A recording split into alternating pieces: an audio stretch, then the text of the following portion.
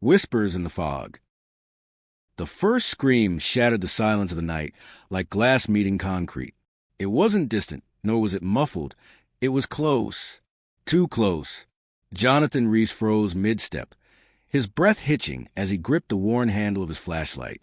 The dense fog swirled around him, swallowing the moonlight whole. He had been walking this path every night for the past week, ever since the disappearance of his younger sister, Evelyn. The police had given up after 3 days, writing her off as another runaway. But Jonathan knew better. Something was out here, watching, waiting. Another scream tore through the silence, this time sharper, filled with agony. His stomach clenched. It was a woman's voice. Could it be Evelyn? He forced his legs to move, pushing through the thick mist.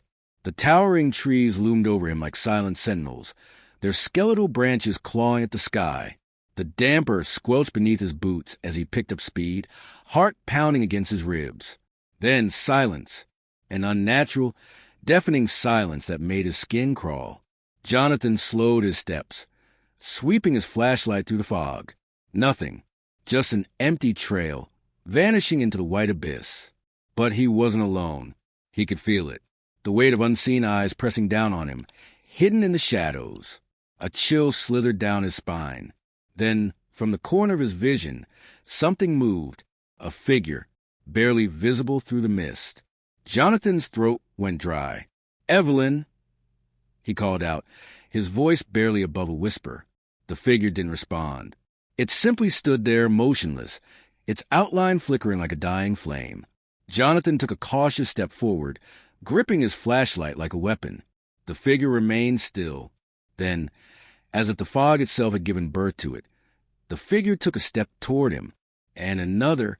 Jonathan's heart slammed against his chest. The flashlight flickered. Then he heard it, a whisper, soft, delicate, like dry leaves rustling in the wind. But the words, they weren't in any language he understood, and they weren't coming from the figure in front of him. They were coming from behind. A warm breath ghosted against the nape of his neck. The scent of decay flooded his nostrils. Jonathan turned and screamed. His own scream barely echoed before a clammy hand wrapped around his wrist. Ice-cold fingers dug into his skin. He yanked away, stumbling back as his flashlight clattered to ground, rolling in slow circles. The weak beam illuminated the figure for the briefest moment. Tattered clothes, hollow eyes, lips parted as though whispering secrets meant only for the dead. Jonathan's pulse roared in his ears. He scrambled to pick up the flashlight, his fingers brushing damp earth and dead leaves. When he looked up, the figure was gone, but the whispering remained, circling him like a living thing, slithering through the trees. His breath came in sharp, ragged gasps. He wasn't alone. He knew that now. A sudden rustling in the underbrush sent him whirling around, his flashlight's trembling beam catching a glimpse of something. Something wrong. A shape crouched low to the ground. Limbs too long, head cocked at an unnatural angle. It didn't move. It only watched. Jonathan took a step back. The figure mirrored him. The whispering grew louder, more insistent, the words hissing in his ears like a swarm of unseen creatures. He turned and ran. Branches tore at his clothes, snagging on his sleeves as he sprinted down the trail. His boots pounded against the earth, every step chased by that whispering, those unseen hands just out of reach. The air grew thick, suffocating. His lungs burned. He didn't dare look back. He couldn't. The weight of unseen eyes pressed against him like a vice, squeezing the breath from his lungs. Then silence again. The forest was still. Jonathan skidded to a halt, chest rising and falling with desperate gulps of air. He risked a glance over his shoulder. Nothing. The whispering had stopped. Maybe it was gone. Maybe he had imagined it.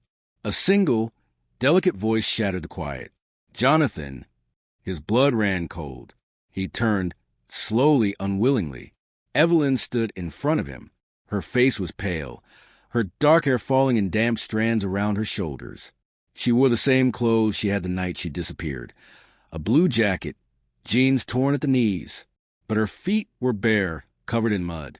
Her hands trembled at her sides. Her eyes, however, were wrong. Hollow, dark, like endless pits leading nowhere. A sickening realization washed over Jonathan. There was something off about her shadow. It didn't match her movements. It twitched when she stood still. It stretched when she leaned forward, jagged and unnatural. Evelyn. Jonathan whispered. His voice cracked. His mind screamed at him to run, but his legs were frozen. Her lips curled into a smile, but it wasn't hers. It was something else entirely. Then she moved, faster than she should have been able to, her arms reaching for him. Fingers twisted, nails sharp like claws. Jonathan screamed, stumbling backward as she lunged. Her touch was freezing, her grip impossibly strong. He struggled, but the more he fought, the deeper the whispering drilled into his mind. The voices, so many voices, chanting, laughing, beckoning. The trees around him seemed to warp, their trunks twisting into grotesque shapes.